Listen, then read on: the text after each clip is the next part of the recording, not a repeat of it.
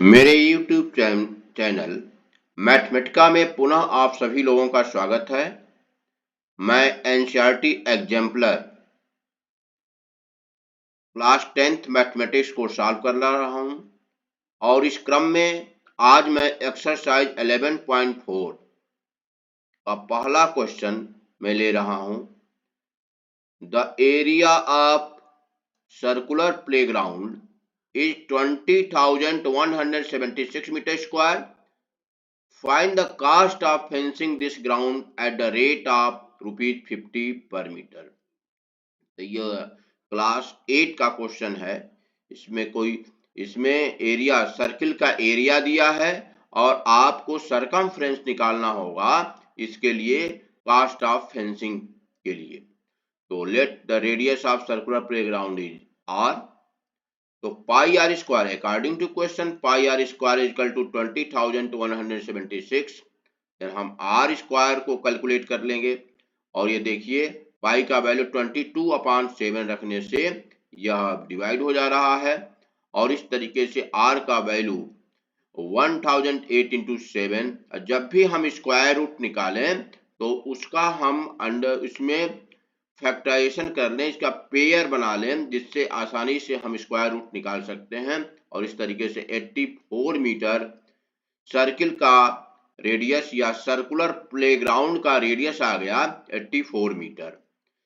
Now circumference of the circular playground is equal to 2 pi R और इस सहायता से हम इसको 2 पाई आर को कैलकुलेट कर लेंगे। तो 2 into 22/7 and 84 is the multiple of 7। Therefore हम 20 पाई का वैल्यू 22/7 रखेंगे और इस तरीके से 12 ये 12 टाइम्स में 7 से 84 12 टाइम्स में कट जाएगा और ये सिंप्लीफाई करने के बाद आ जाएगा 528 मीटर सरकमफ्रेंस आ गया और therefore cost of fencing 50 rupees per metre है। देखिए इस क्वेश्चन में कास्ट ऑफ फेंसिंग दिया हुआ है ₹50 पर मीटर और इसकी सहायता से हम इसको निकाल लेंगे। तो ये आ गया आपको कैलकुलेशन करने के बाद 26,400 रुपीज। इस तरीके से ये क्वेश्चन बहुत ही इजी क्वेश्चन था और क्लास 8 के स्टैंडर्ड का था। ये देखिए अब question number 2, the diameters of front end rear wheels of A tractor. तो हम जानते हैं ट्रैक्टर के जो अगले पहिए होते हैं वो छोटे होते हैं और जो पिछले पहिए होते हैं बड़े होते हैं। उसी को इसको दिया गया है ट्रैक्टर का एग्जांपल लेकर कि इसका जो फ्रंट व्हील है उसका रेडियस दिया हुआ डायमीटर दिया हुआ है 80 सेंटीमीटर एंड इसका जो पीछे वाले पहिए हैं उसका डायमीटर दिया है 2 metre. Find the number of revolutions that rear wheel will make in covering a distance in which the front wheel makes 1400 revolutions। ठीक है, तो इसमें ये कह रहा है कि छोटा पहिया अगर 1400 चक्कर कर रहा है 1400 रिवोल्यूशंस कर रहा है 1400 रिवोल्यूशंस कर रहा है तो उतने डिस्टेंस को कवर करने में जो पिछला पहिया है वो कितना चक्कर करेगा। तो बहुत ही आसान। तो ये given that diameter of front wheel 80 centimetre, इसलिए रेडियस इसका होल निकाल लिया 40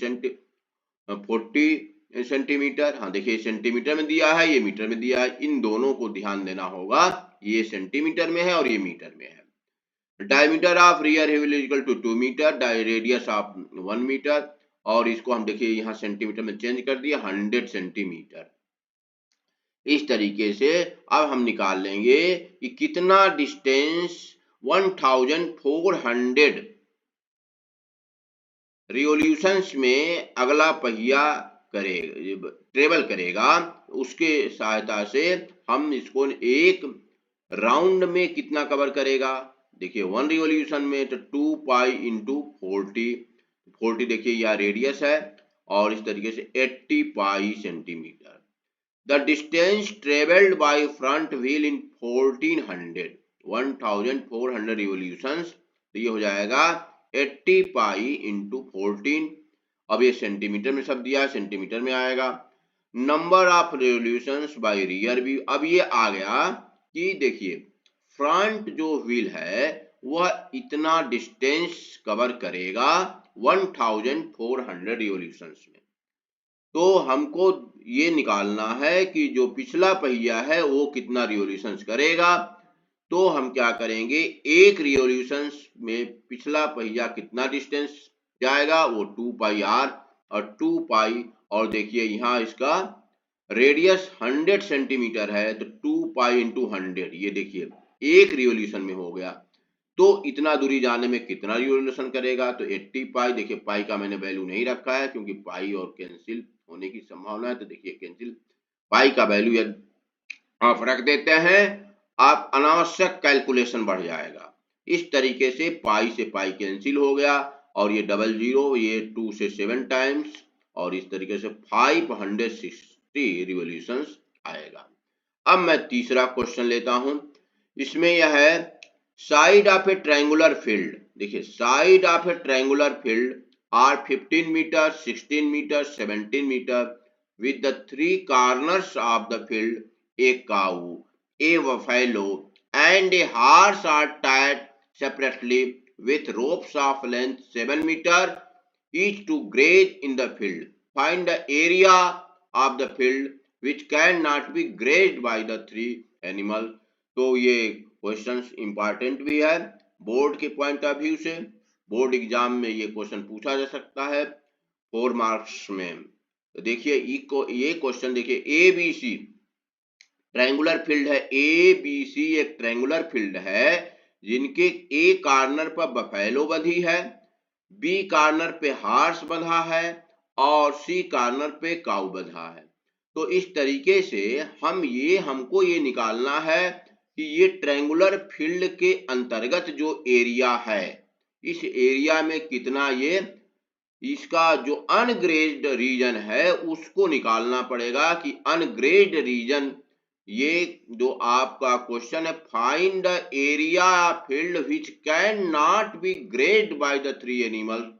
तो देखिए ये जो एनिमल है इस तरीके से ये सब जो ये एरिया है, ये एरिया ये चरा गया एरिया होगा, और ट्रायंगल के एरिया में से जब हम चरा हुआ एरिया निकाल लेंगे तो अनग्रेज्ड रीजन का ये जो आपका ये है जो ग्रीन से शेडेड किया गया है इसको ये पूछ रहा है। इस तरीके से इस क्वेश्चन को पहले हम क्या करेंगे, ट्रायंगुलर फील्ड का एरिया निकालेंगे। क्योंकि ट्रायंगुलर फील्ड में 15 मीटर, 17 मीटर, 16 मीटर है, इसलिए हम इसको हीरोन्स फार्मूला से हम इसका एरिया निकाल लेंगे। फिर इसके बाद सेक्टर के सिद्धांत से सेक्टर का एरिया, अब सेक्टर का एरिया चूंकि यह किसी टाइप का ट्रायंगल नहीं है, लेकिन हम लोग ये जानते हैं कि ट्रायंगुलर एरिया, ट्रायंगुलर के जो ये रीजन है उसके अंतर्गत जो एरिया बन रहा है उसको हम इसके इंटीरियर एंगल के सम से निकाल सकते हैं। और ये पहले भी क्वेश्चन आ चुका है कि आप क्या करेंगे कि इसका और इस एंगल का सम 180 होता है, तो 360 कवर करेगा पूरा सर्किल, तो 180 कितना कवर करेगा, यानी तीनों एरिया का सम जो चरा गया मैदान होगा वह तीनों पार्ट जो ट्रायंगल के अंतर्गत सर्किल का पार्ट होगा वो तीनों एरिया का सम एक साथ निकालते हैं और वह होगा पाई आर स्क्वायर बाई 2, क्योंकि वह ये 360 और 360 पाई आर स्क्वायर, और जब हम 180 से मल्टीप्लाई कर देंगे तो ये हो जाएगा पाई आर स्क्वायर बाई 2 से हम निकाल सकते हैं ग्रेज्ड फील्ड जो चरा गया मैदान होगा। इस तरीके से ट्रायंगल के एरिया में से हम जो चरा गया ग्रेज्ड फील्ड है, ग्रेज्ड रीजन है, उसको निकालेंगे तो अनग्रेज्ड रीजन का एरिया आ जाएगा। अब आइए देखिए area of triangle, Heron's formula से under root S, S minus A, S minus B, S minus C, ये हीरोन्स फार्मूला है। इसको क्लास 9th में आपको बताया गया है हीरोन्स फार्मूला। अब इसमें वर्टिसेज जो ए बी सी है उसके सामने के साइड को स्मॉल लेटर में, जैसे ए कैपिटल ए वर्टिसेज है तो इसका ये हमने ए ले लिया, और ए बी है तो ये बी हो गया, और ये सी है तो ये सी हो गया। इस तरीके से ए 16, बी 17 मीटर, सी 15 मीटर और सेमी पेरीमीटर निकाल लिया जाता है, और वह आ गया आपका 24 मीटर। और फिर इसके बाद 24, 24 माइनस 16, 24 माइनस 17, 24 माइनस 15।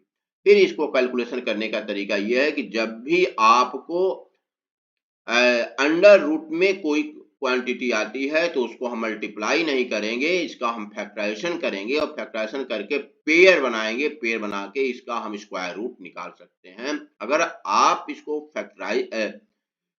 मल्टीप्लाई करते हैं, मल्टीप्लाई करने के बाद स्क्वायर रूट, तो आपको दोहरा काम करना पड़ेगा, क्योंकि आपको फिर मल्टीप्लीकेशन में समय लगाएंगे, फिर स्क्वायर रूट निकालने में समय लगाएंगे, और ये बहुत आसानी से जब भी अंडर रूट में कोई क्वांटिटी आए तो आप उसका फैक्टराइजेशन करें, उसका पेयर बनाएं, और बहुत आसानी से आप स्क्वायर रूट निकाल सकते हैं।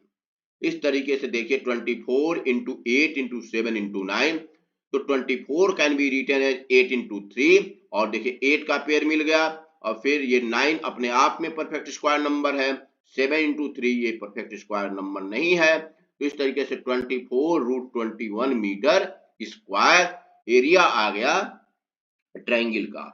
Now area of grade region, जैसा कि मैं बताया इसके पहले कि यदि ग्रेड रीजन को निकालना हो तो हम ट्रायंगल के इंटीरियर एंगल के सम के सिद्धांत से 180 ये कवर कर रहा है, 180 ये होता है, और 360 कवर करता है पाई आर स्क्वायर, तो 180 कितना कवर करेगा, पाई आर स्क्वायर बाई 2।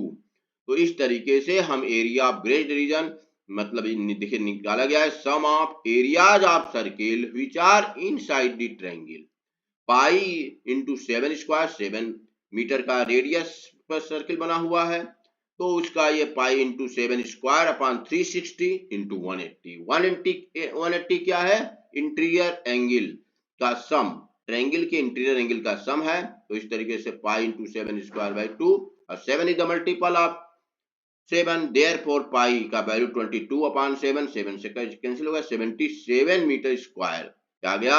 अब इसके बाद रिक्वायर्ड एरिया अनग्रेज्ड रीजन हो जाएगा area of triangle minus area of grade region, और 24 रूट 21 माइनस 77, 24 और 21 का स्क्वायर रूट 4.58 और माइनस 7। इस तरीके से थोड़ा सा आपको यहाँ 21 का स्क्वायर रूट निकालने में आपको कैलकुलेशन करना पड़ेगा, और इस तरीके से 109.92 माइनस 77, और ये आपका आंसर आ जाएगा 32.92 मीटर स्क्वायर अनग्रेड रीजन का एरिया।